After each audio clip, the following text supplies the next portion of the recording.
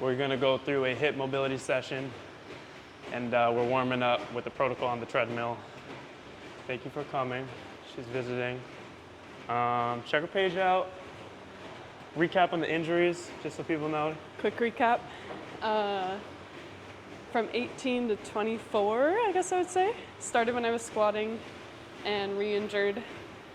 L4, L5, as far as I know, I only got imaging once, but at least 15 times in those 5 years, and was just self-rehabilitating every single time. And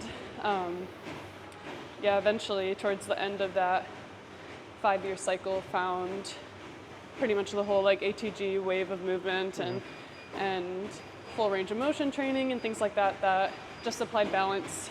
She used to be a bodybuilder type. She wasn't a bodybuilder, but you train like a bodybuilder, Yeah, right? I train bodybuilding style training for sure. And just opened me up in different ways, balanced me in different ways, and that's ultimately about 2 years ago what got me out of it. Right. So is that? And now here we are. That might be super loud. All right, we moved because it was a little loud. And now, what do you do with us and stuff? You help with LBA? With LBA, help with back-end customer service, communication, writing. Newsletters. Yeah. You ever got the newsletters that are Things like that. poetically written? That is not my sauce. So Grace is on our team. She helps a whole lot. She's visiting. So check her page out, and we're going to go through a session. So the first protocol, I explained it to her already. We're going to do the 3-minute road to hell on the treadmill. So 30 seconds fast. Let's start it now. Quick little steps. Things smaller. Smaller? Yep, choppy little things. Yep. However fast you want, it's fine. Good. 15 more seconds. Sit into it. Okay. Now just really reach your toes behind you. Just keep it moving. These little arm rests are digging into the armpits. Yeah. I'm not that broad. Yeah. And then back up. 30, quick. Small step, small, small, small. Yep. 30 seconds here. 15 more. Okay, 30 seconds.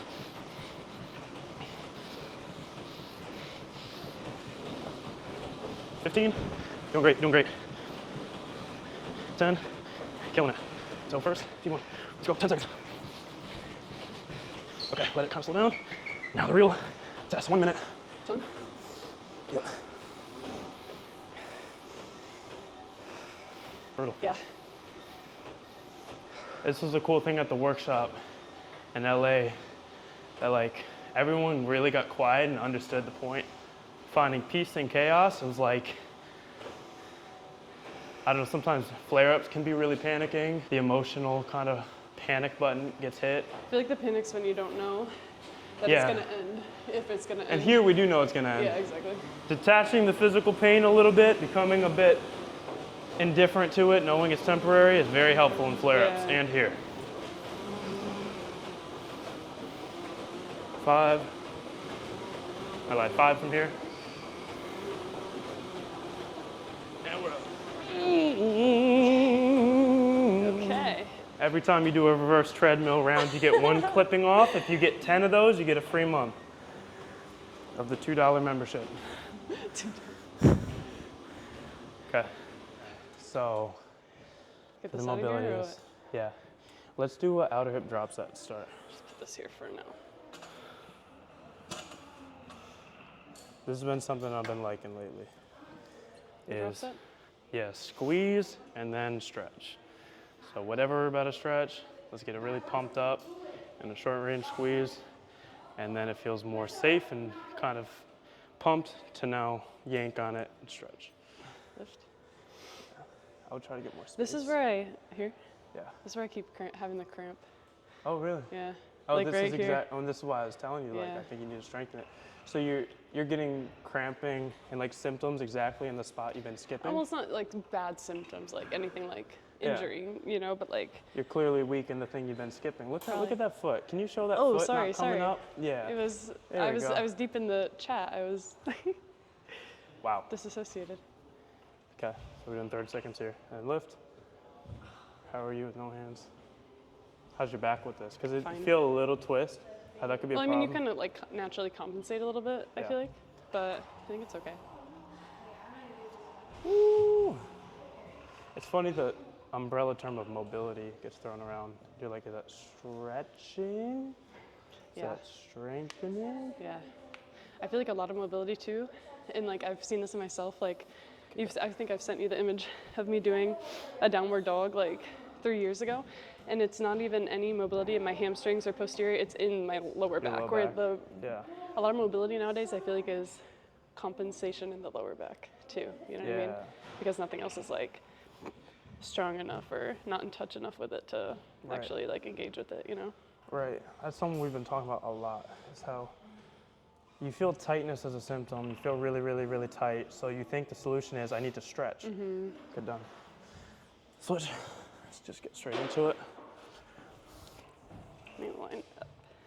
What's more common of a Google search than low back strength exercises is what are the top low back stretches? That's one of the most common search results. And that's because one of the most common symptoms is low back tightness. So people think because I feel the tightness, I need the stretches. That's not necessarily true. Tightness can be a symptom.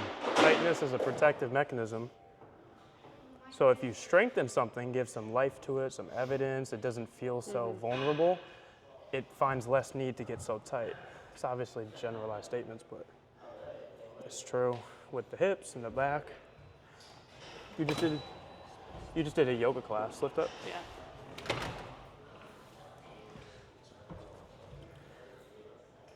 And what'd you This side's discover so much different. with the yoga class? What did after I doing- observe? Yeah, what'd you tell me earlier about realization? About the bending, the rounding? Yeah, just like with the back. It was a lot, and it's interesting because yoga is always like, okay, now let's balance out the posture we just did. So you'll do like another stretch in the opposite direction if you just spend a lot of time rounding.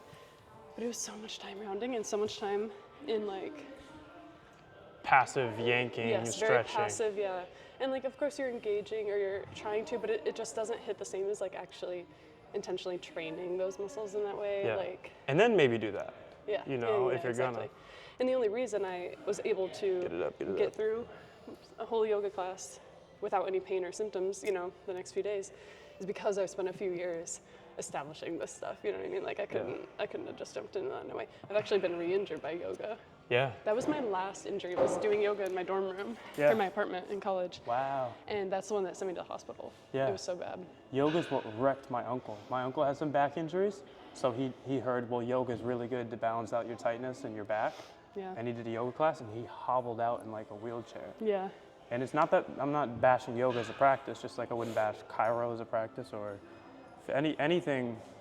And it's like Could any have specific value. sport or activity or Right. rock climbing or whatever, you know? I'm clearly pro Mr. Round your below back like I round that thing, but I also extend it with strength for a lot of time, and that's the thing. Like if you have a vulnerable, weak low back, probably you shouldn't try to see how hard can you pull it before it snaps. And that's the thing I feel like is missing in a yoga class. Yeah, you're probably you can do a balanced amount of round Strength and to extend, round, but yeah. it doesn't really account for how much we are rounded, or at least like slightly in all the rest of the day. You know what I mean? And just generally so weak in the And extension the even rest of the day. for what we're about to stretch with you, when you would try to do outer hip stretching, what would you used to see when you do My like background, a pigeon? yeah, compensation. Yeah. Do you need this? Do you have a picture of that? Probably somewhere, maybe. When she would do a pigeon like this, I mean, yeah. and she would try to lean into it. Maybe it's still I like would lean. that. I would literally like bend from here. No, it wasn't even like that because you still move here. Yeah. Like mine was like, I don't Her even know low back how to would- demonstrate. Instead of the outer hip stretching, because this wasn't strong enough and the low back was more likely to stretch. It was just my brain was like obsessed with the low back. You know what I mean? So Yeah. it would like pull from there, bend from there, and then injure Yeah. from there. You know what I mean? Her low back would literally be super rounded, like you're folded, and you would get the position. That's the problem with position-based stretching, where you only think about, can I The touch end my goal. toes? Yeah, right. Touching your toes can look like this, no rounding. Could look like this, all Exactly. rounding. It Yeah. could come from hamstrings, low back, and that's the thing with yoga, is tough. It's like a test. Yeah, definitely. That girl is so Easy. strong, it's not even That's funny. insane. She's strong as shit. That's wild. Damn. That's insane.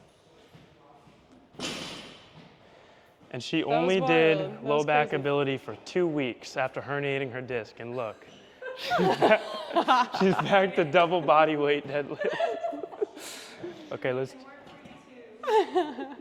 I'm gonna Venmo you the rest Oh, for we're that doing it pay like and that. like a goal is thinking, this is a good example of this. Can you get your head to your foot? That would like instantly Snap you re-injure out. me. Yeah. Because the Not problem, right now, but yeah. the problem is if you haven't had a back injury and you do this, you're more likely to stretch the hip. But if you've had back injuries and you're weak and the tissue has degraded a bit, when you go like this, You're gonna, yeah. all QL, all lumbar, and And then it's actually like kind of, it's a practice of like actually pulling, switching that, the Segmenting. mental firing of it to like pull from the hip. Yeah. And like reaching forward still with the hip and stretching it there Yeah. and not just like, doing it for the end goal, which is a lot of the kind Yeah. of things that you see in yoga too. But I like with this one, With the chest chest, forward. Literally, if it's an inch, And I feel it so much. More. Yeah. an inch this way feels the same stretch as like a foot this way. So Grace answers a lot of emails. She sees horror stories come in. I see a lot of emails. I do DMs. I see all of it, but she sees consistent with emails.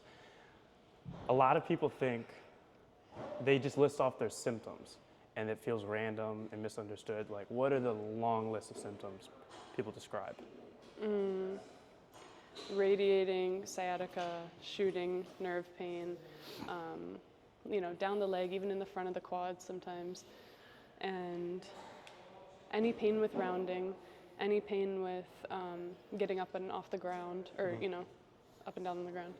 Spasms, Spasming, cramping, tightness. tightness, yeah. What I'm not getting else? more specific, but yeah, Yeah, just everything. literally. Yeah, on a daily basis. Yeah, and it's viewed like different things, like pain when standing, pain when sitting, well, pain in the morning, well, pain out of bed, well, Pain with movement, pain when I don't do anything. It's literally all over the place, so. When our biggest shift to helping people understand things, it's actually all of that stuff falls under the same umbrella of like your ability is lacking or the actual strength or circulation. Like you said, you felt spasming or cramping.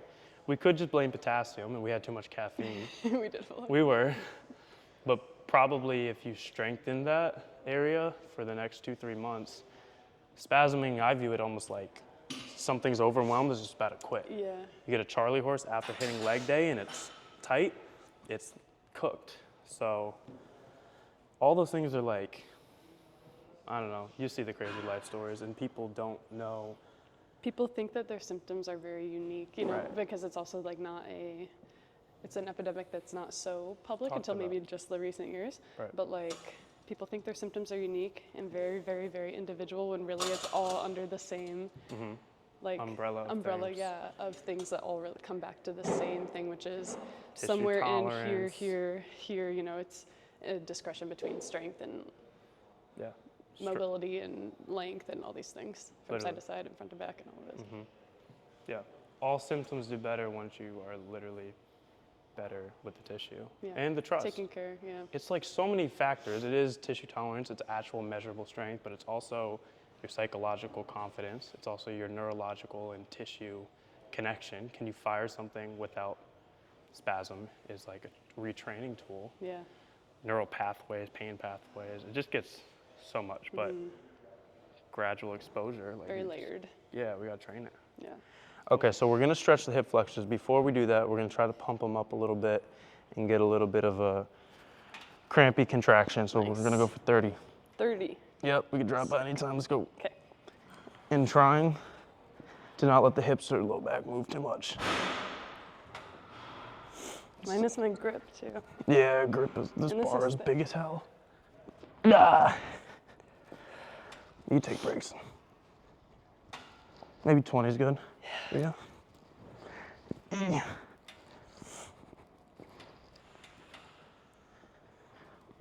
And there's definitely a difference of like slow controlled versus Yeah. trying to just get reps, because that's a low back flare up waiting to happen.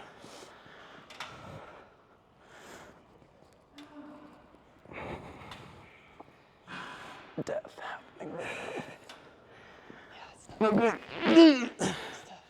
We're gonna do 1 minute. So we'll start out here on the front heel. Front heel. Try to get up there. Yep. Knees bent. And then we're gonna start here. So 1 minute, go. And over time, we're just gonna slowly wiggle out. Yep. So Both little, knees bent or just yep. A little heel wiggle. Back legs like a split squat. And we're gonna make it a little bit tougher and tougher as we go. It's hard to like keep that the toe Depends up. on the footwear. Try to keep the knee bent too. Yeah, so you're more upper hamstring. How you feeling? Fine. All right. It's really just that. I'm The just gonna heel. drop. Is that okay if I drop it? Yeah, it's okay as long as you're thinking knee bent. You could do it there, but knee has to be definitely bent. More bent? Yeah, exactly. It almost feels like a hinge on the front. Okay, we got another 20 seconds. I'm gonna go more. You can wiggle out if you want more. If not, you're good there. The idea is that this is just for balance. Does your back knee up? Yep. That's crazy. So I can do a split passively.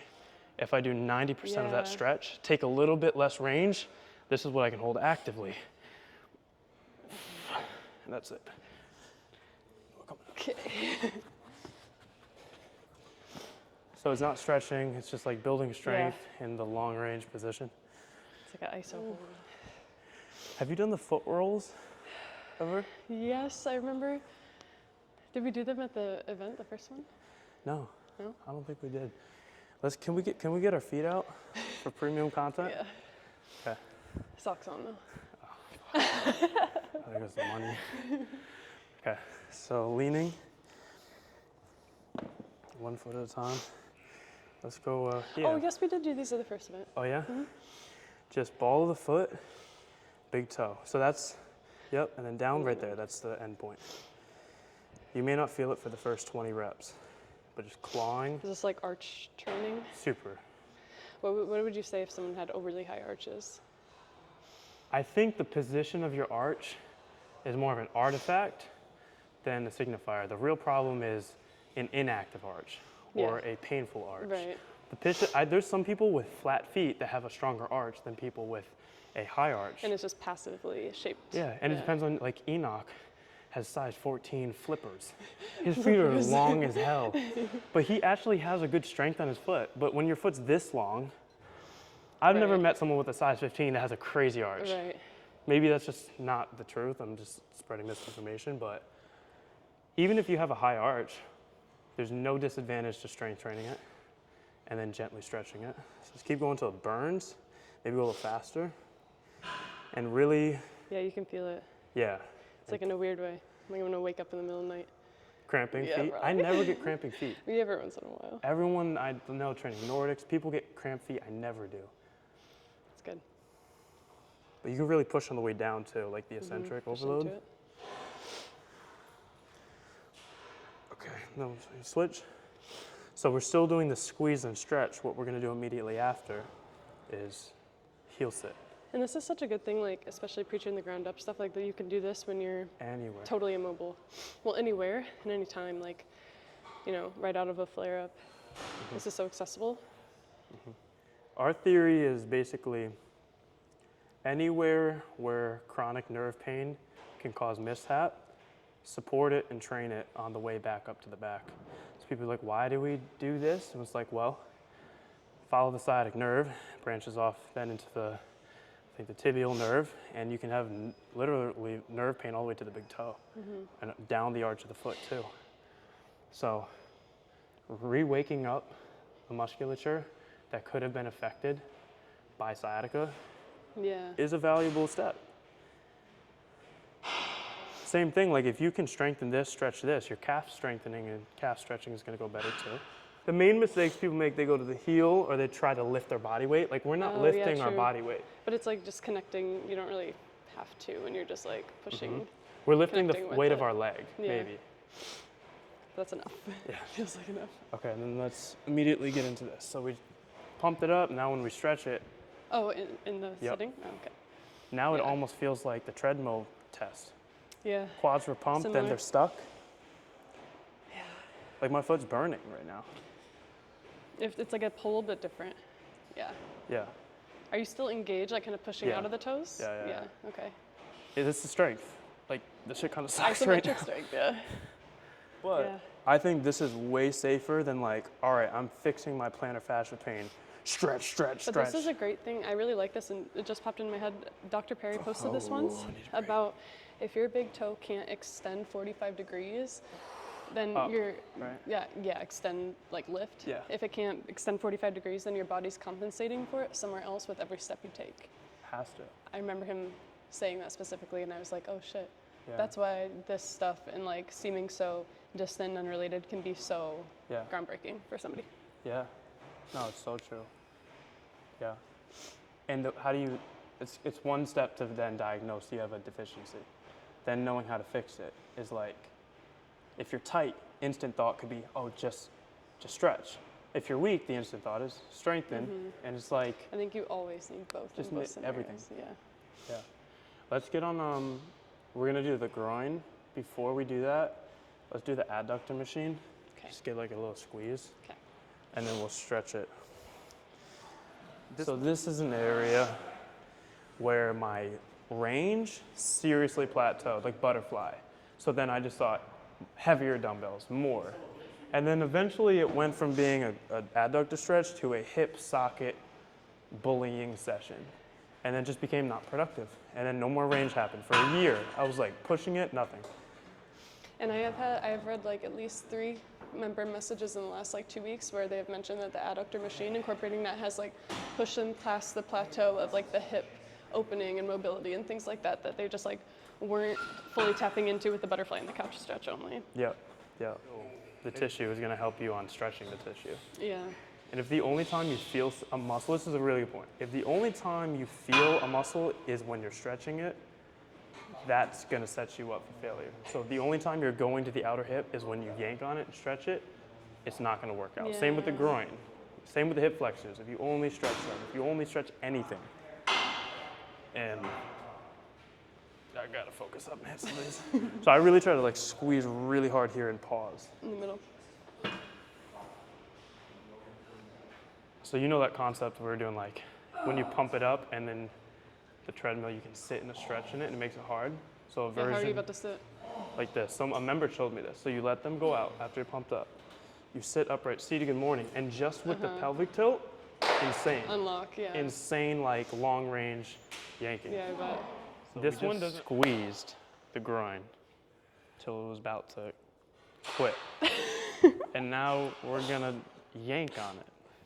I call stretching yanking because I feel like it's a more appropriate. It gives Yanking the, is okay, but it's not a joke. Like this isn't cool down stretch hour. Like we're getting into It it. is, yeah. Okay. So, Let's find somewhere that we feel cool to hold. And the idea is, okay, yeah, like I already said, you got fucking crazy range. If your max range is there, my question is, where can you hold without your hands? oh God. Because that's where you really should Yeah, be stretching true. to. If Okay, you okay. can't hold your own weight in it, then I wouldn't even press that without It's feeling like my alignment's all like, okay, like this. the leg straight. It's a lot on the Yeah. knees if you don't have the strength. It is a lot on the knees, yeah. So if you this feel is like max knees over toes, but like in such a different direction, you know? So wiggle it in, go even more than you think. Because remember the pelvic tilt thing? It applies here. So if we stand here, quads flexed. Quads flex. When you have the muscular strength for it, you shouldn't feel Even the I can joints. feel it right now. The joints still or not so much? Not joints, Good. adductors. If you feel the joints in a stretch, you don't have the muscular either tolerance Right. or strength yet for that range. True. So from here, pelvic tilt, and it's not even down, You it's know where more sorry, butt back. butt back. And I still like a little bit of like a something to Stability. just You know where I feel it is the ankles. pancake. Your ankles. And my ankles I've Wow. injured so many times from volleyball I and don't long feel jump. my ankles at all. Oh really? Mine are probably very weak, especially laterally, you know, if Yeah. you're always rolling your ankles. If you could see my feet without the shoes, the only thing touching the I ground. know I can see them rolling through. So my toes are up. My big toe is up, and I'm only on the inside ball of the That's foot and scary. the heel. So if your outside of the foot is really holding the weight, Yeah. I think Oh, you're on the inside of the foot. Yeah, because that's me actively grabbing the right. ground. I'm trying to arch grab. And if you think about the inside of the foot's what's gonna fire. Yeah, because if I let go and roll the ankles out, I just feel the inside of the knee. So curling in is what protects the knee. Okay, immediately after, horse stance. So think like wide squat, sumo. Elbows pried in. It's an iso hold, and I'm squeezing my groin into the elbows. See, this one does more for me than the adductors, I think, because the ankles are taken out of it. Got it. Yeah. The main difference with all the 3 things we just did for the groin was we're fatiguing in every single one. Versus like, Yeah. and I'm not hating on this, but you know this one? Yes. The rock back, anything you're stretching and just kind of like chilling in, it'll work until it doesn't. Until it doesn't, yep. And then you just feel some pain or something. And even like the pelvic tilt here. Yeah. Yeah, I'm feeling that.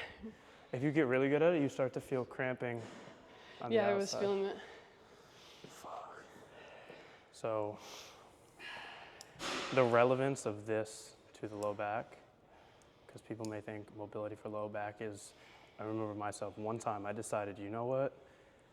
I'm convinced my low back just needs to open up. And today I'm going to open this bitch up.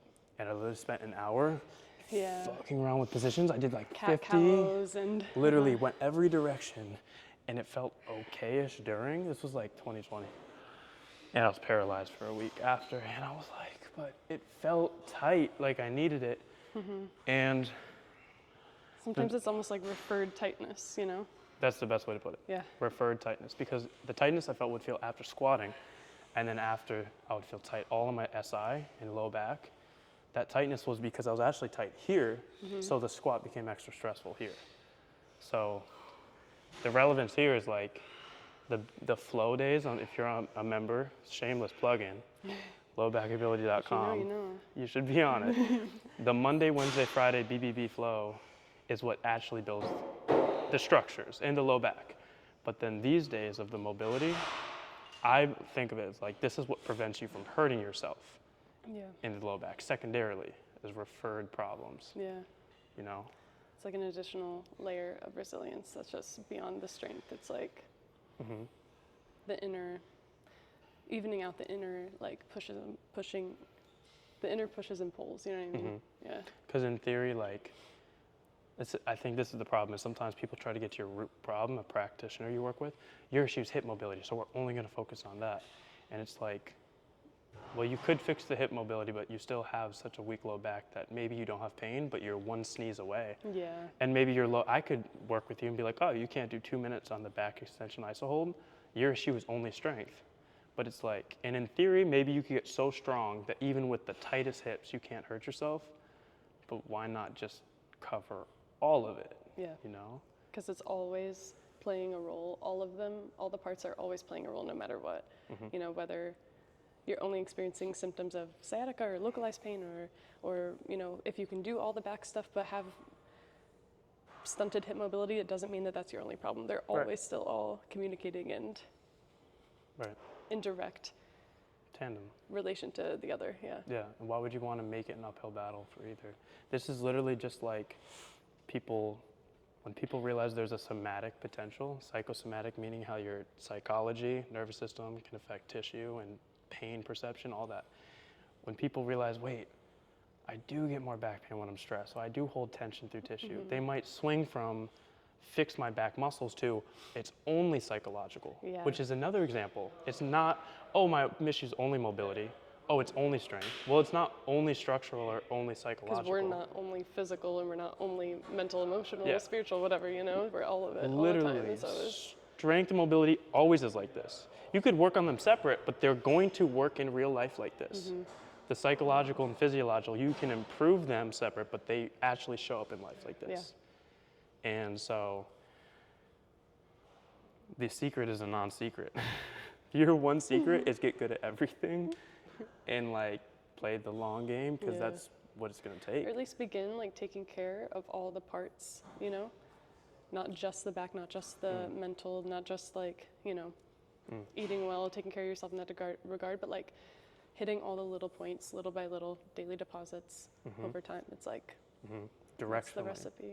Not even like fix it, just directionally. And I don't want to make this outro so long, but like I was so resilient to this style of training, say tib raises, because I didn't like isolated training, because the culture of isolation comes from where? Like bodybuilding. Exactly, style, which yeah. is not functional, not athletic, the problem. I want to do Purely functional aesthetic, stuff. yeah. Right, so I was like, no, you need to do multi-joint, compound, bang for buck, fluid. But the thing is, if you have an error in a system, is it masked by going faster or slower? Can you hide something with speed? Yes. Can you hide something with weight? Yes. Bigger range of motion? Yes. So it's like, I didn't know I had ankle problems till I decided today's exercise is only testing the ankle, not looking at my ankles when I squat. Yeah. Because maybe my hip goes extra range to cover that. So it's like, my main point was, like you're saying, strip apart all the pieces, but with the goal of addressing them and then letting them work together again. Whether it's like train your ankles, train your knees, train your hips. It's like strip it apart and then slowly put the pieces back together in the way and shape that they belong. Yeah, because you should be able to squat. And like our goal isn't to only have you do BVB and give up the lifting you want or the sport. It's just like you can't handle compound if you're not competent in the isolation. Like, and you should test that and just know. Like it's you like just notice your hip. contrasting perspective to look at yourself, like you know, breaking down the musculature involved in one thing altogether that you can maybe do, but when you pick it apart and break it into separate pieces, if you can't do it, then something is probably eventually going to fold, you know? Literally.